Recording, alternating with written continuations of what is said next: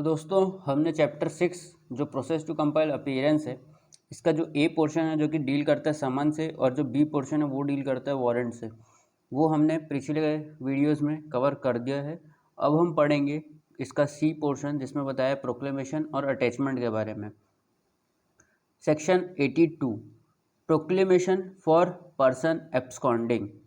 जो प्रोक्लेमेशन जारी करना किसके लिए? जो पर्सन भाग गया है, जो पर्सन एब्सकॉन्ड कर गया है, उसके लिए प्रोक्लेमेशन को हिंदी में बोलते हैं उद्घोषणा करना।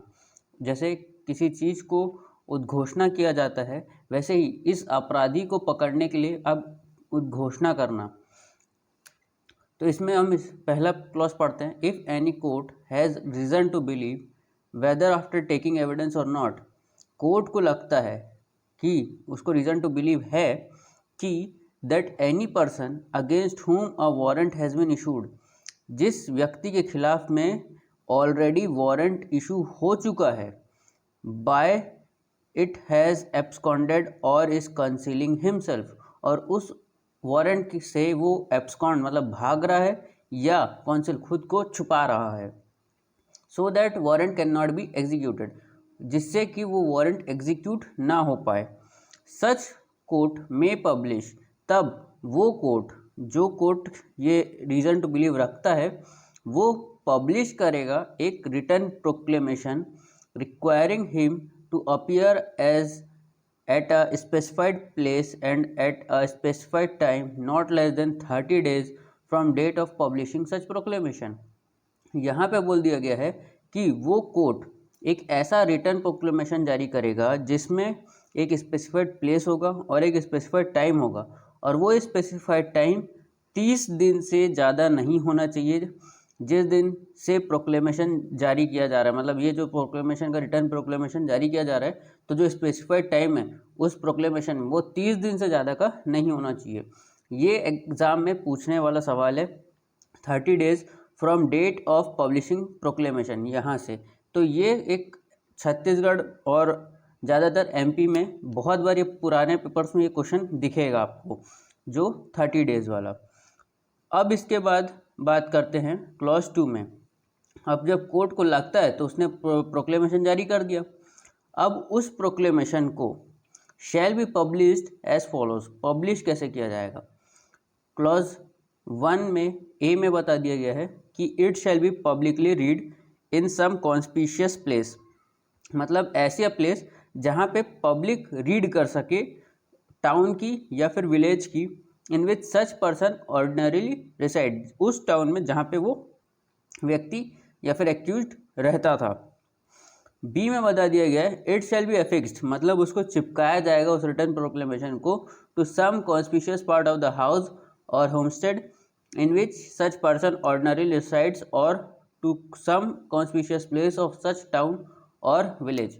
मतलब घर में के जो बाहरी कॉन्स्पिशियस पार्ट, मतलब कोई भी ऐसा पार्ट जहाँ पे लोग देख सकें, उसके घर के बाहर चिपका दिया जाएगा, एफिक्स कर दिया जाएगा वो प्रोक्लेमेशन को।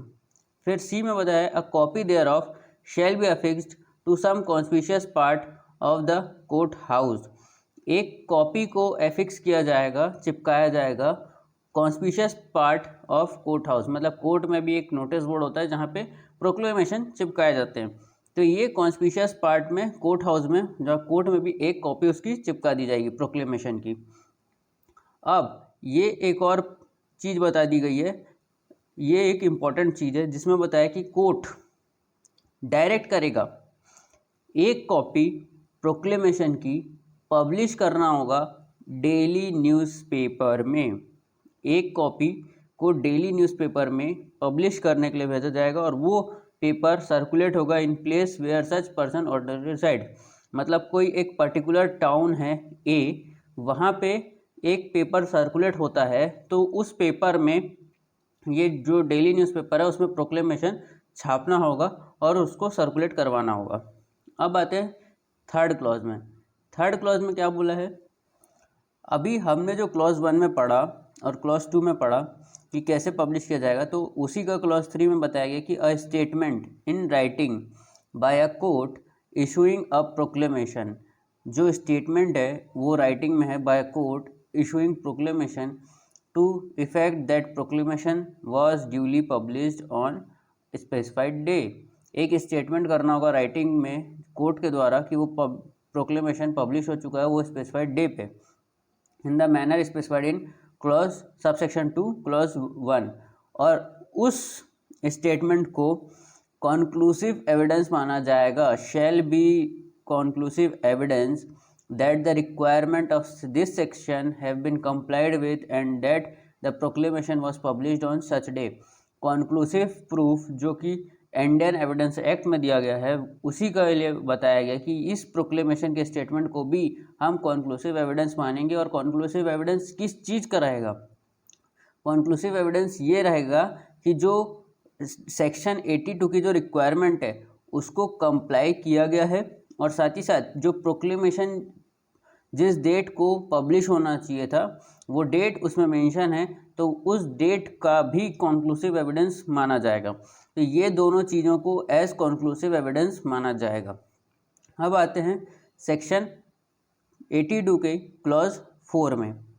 क्लॉज 4 में बताया है वेयर अ प्रोक्लेमेशन पब्लिश्ड, जहाँ कहीं पे भी प्रोक्लेमेशन पब्लिश होता है under subsection 1 in respect of person accuse of offence, जो पर्सन एक्यूज हैं उस ऑफेंसेस के जो section 302, 304, 364, 367, 382, 392, 393, 394, 395, 396, 397, 398, 399, 400, 402, 436, 449, 459, 460 of Indian Penal Code, and such person fails to appear at a specified place and time, और इन offences के जो एक्यूज हैं वो स्पेसिफाइड प्लेस और टाइम पे आने पे फेल हो जाते हैं, required by proclamation the court में, तब कोर्ट क्या करेगा?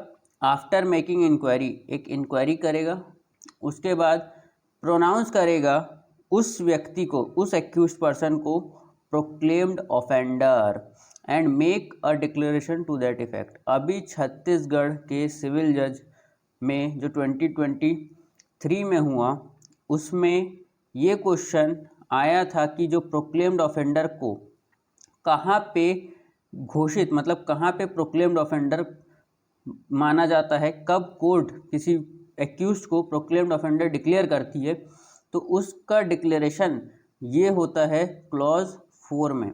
82 का क्लॉज 4 इम्पॉर्टेंट है जहाँ पे प्रोक्लेम्ड ऑफेंडर को डिक्लेयर किया जाता है। अब आते हैं हम क्लॉज 5 में। क्लॉज 5 में बताया गया है कि the provision of subsection 2 and 3 shall apply to the declaration made by the court under subsection 4 as they may apply to the proclamation published under subsection 1। ये इसमें कोई इंपॉर्टेंट चीज़ है नहीं समझाने लायक। अब आते हैं हम अपन सेक्शन नंबर 83 में। अब आते हैं अपन सेक्शन 83 में। 83 में बताया गया attachment of property of person absconding, जो पर्सन एब्सकॉन्ड हुआ है मतलब जो पर्सन भाग गया है उसकी प्रॉपर्टी को अटैच करना।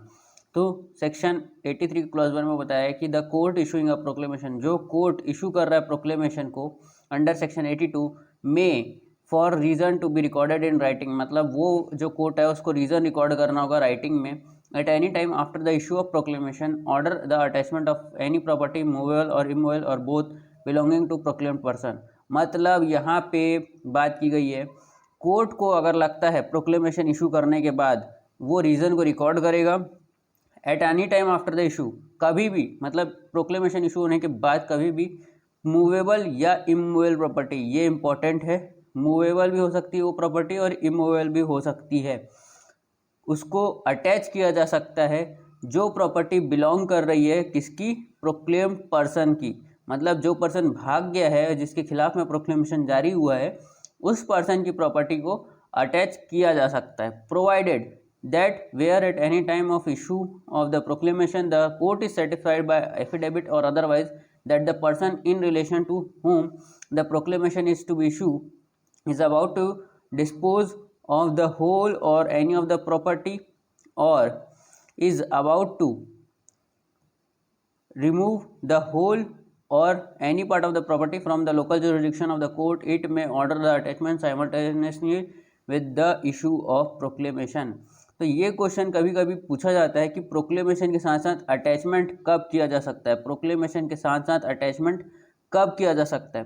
तो एट एनी टाइम कभी भी किया जा सकता है, लेकिन साइमल्टेनियसली कब किया जाएगा, मतलब जैसे ही प्रोक्लेमेशन जारी हुआ उसी के साथ अटैचमेंट जारी करने का पावर प्रोवाइडेड दैट में दिया है, मतलब प्रोविजन में दिया है कि ऐसा प्रोक्लेमेशन के साथ अटैचमेंट तभी किया जाएगा जब कोर्ट को लगता है कि वो जो प्रॉपर्टी अबाउट टू डिस्पोज किया जा रहा है, होल और any part of the property को डिस्पोज मतलब ख़त्म किया जा रहा है या रिमूव किया जा रहा है उस कोर्ट के जुरिडिक्शन के जिस कोर्ट ने प्रोक्लेमेशन जारी किया है, तब ये दो कंडीशन अगर आ जाती हैं, तब ये दो कंडीशन आने के बाद प्रोक्लेमेशन के साथ साथ हम अटैचमेंट भी जारी कर सकते हैं।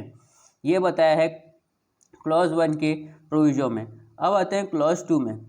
क्लॉज 2 में बता दिया गया such order shall authorise the attachment of any property belonging to such person within the district in which it is made, and it shall authorize the attachment of any property belonging to such person without such district when endorsed by district magistrate within whose district the property is situated।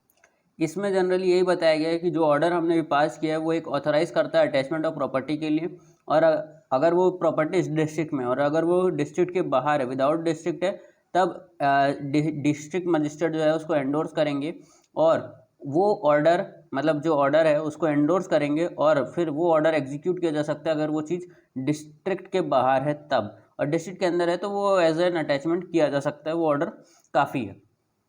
अब आते हैं हम clause 3 में। Clause 3 में बताया गया कि if the property ordered to be attached is a डेप्ट, मतलब वो कोई उधार है या फिर कोई अदर मूवेबल प्रॉपर्टी है। जो प्रॉपर्टी को अटैच करने के लिए ऑर्डर किया जा रहा है वो पहली बात तो डेप्ट है या फिर कोई मूवेबल प्रॉपर्टी है। The attachment under this section shall be made, तब अटैचमेंट कैसे किया जाएगा, तो पहला बता दिया बाय सीजर मतलब उसको जब्त करके। दूसरा अपॉइंटमेंट ऑफ रिसीवर, अपॉइंटमेंट करेंगे रिसीवर का, और साथ ही साथ तीसरे में बता दिया गया है कि by an order in writing prohibiting the delivery of such property, मतलब उस ऑर्डर से प्रोहिबिट किया जाएगा कि वो अब प्रॉपर्टी को अब आगे डिलीवर नहीं करना है टू द प्रोक्लेम्ड पर्सन और to anyone on his behalf by all or any two of such method as the court thinks fit. अभी जो हमने ए से लेकर सी तक के पढ़े उनमें से कोई भी दो को कंप्लाई किया जा सकता है, ऐसा डी में बोला गया है। अब आते हैं क्लॉज 4 में। If the property ordered to be attached is immovable property, जो क्लॉज 3 है वो बात कर रहा है डेप्ट या फिर मूवेबल प्रॉपर्टी की, और जो क्लॉज 4 है वो बात कर रहा है इमूवेबल प्रॉपर्टी की। The attachment under this section in the case land paying revenue to the state government, मतलब जिसको अटैच किया जाना है वो रेवेन्यू दे रही है स्टेट गवर्नमेंट को, be made through the collector of the district in which the land is situated and in all other cases. तो पहली बात तो अगर इमूवेबल प्रॉपर्टी को अटैच करना है तो कलेक्टर के थ्रू किया जाएगा, मतलब इमूवेबल प्रॉपर्टी है तो सीधा सीधा आपको ऑप्शन में कलेक्टर दिखेगा कि कौन किसके थ्रू अटैच किया जाएगा, तो कलेक्टर के थ्रू। अब आते हैं अदर केसेस में, अगर वो लैंड रेवेन्यू पे कर रही है स्टेट गवर्नमेंट को प्रॉपर्टी से तो कलेक्टर के थ्रू होगा, और अदर केसेस में क्या होगा, तो अदर केसेस का जो बात है वो यहाँ पे दिया हुआ है बाय टेकिंग पोजीशन, मतलब उस प्रॉपर्टी का पोजीशन ले लेगा कोर्ट, या फिर अपॉइंटमेंट कर देगा रिसीवर का, या फिर प्रोहिबिट कर देगा डिलीवरी को, या फिर कोई दो भी मेथड्स को इम्प्लीमेंट किया जा सकता है। अब आते हैं क्लॉज 5 में। क्लॉज 5 में बता दिया गया है if the property ordered to be attached consist of livestock, मतलब कोई ऐसा लाइव स्टॉक जैसे कि टमाटर हैं या फिर ऑरेंजेस हैं, संतरे, जो कि ख़राब होने वाली चीज़ है और इज़ ऑफ पेरिशेबल नेचर, सब्जियां हैं जो चीज़ मतलब सड़ जाएंगी, उस प्रॉपर्टी को क्या किया जाएगा, उस प्रॉपर्टी को पहले बोल दिया गया इमीडिएट सेल करो, पहले ही मतलब बता दिया गया कि वो प्रॉपर्टी सड़े उसके पहले उसको इमीडिएट सेल कर दिया जाए। And in such case proceeds of the sale shall be abide by the court of the order of the court, मतलब जो बेचने के बाद जो सेल आएगा प्रोसीड्स बचेगा, मतलब जो टमाटर या फिर जो भी संतरे हैं वो सड़ने के पहले हमने बेच दिया, सब्जियां बेच दी, तो उससे जो पैसे आए उसको कोर्ट अपने पास रख लेगा। जब तक अगला ऑर्डर ना आ जाए। फिर द पावर, ड्यूटीज़ और लाइबिलिटीज़ होंगी रिसीवर की। अभी हमने देखा मूवेबल प्रॉपर्टी और इमूवेबल प्रॉपर्टी में रिसीवर वर्ड यूज़ किया गया था कि अपॉइंटमेंट करा जाएगा रिसीवर का। तो रिसीवर की जो पावर है, उसकी जो ड्यूटी है, उसकी जो लाइबिलिटी है, वो कहाँ पे दी हुई है, तो वो बता दिया गया है कि जो रिसीवर की पावर ड्यूटी है वो as per code of civil procedure, मतलब यहाँ पे सीपीसी लागू किया जाएगा जब बात आएगी रिसीवर की पावर, ड्यूटीज़ और लाइबिलिटीज़ की। तो जो कि सीपीसी में दिया हुआ है वैसे ही सीआरपीसी में फॉलो किया जाएगा जब बात आएगी अपॉइंटमेंट ऑफ रिसीवर के पावर, ड्यूटीज़ और लाइबिलिटीज़ की। तो ये वीडियो आपको कैसा लगा आप हमें कमेंट करके बता सकते हैं। आगे के सेक्शंस जो हैं, जो सेक्शन नंबर 84 है, 85 है, 85 से लेकर 90 तक जो भी सेक्शंस है वो हम अगली क्लास में कवर करेंगे। तो आज का वीडियो आपको कैसा लगा हो आप हमें कमेंट करके बता सकते हैं। और वीडियो लंबा ना हो इसलिए सिर्फ और सिर्फ हमने 2 सेक्शन कवर किए हैं। अगर वीडियो अच्छा लगा हो तो लाइक करें, शेयर करें और सब्सक्राइब करें इस वीडियो को। Thank you.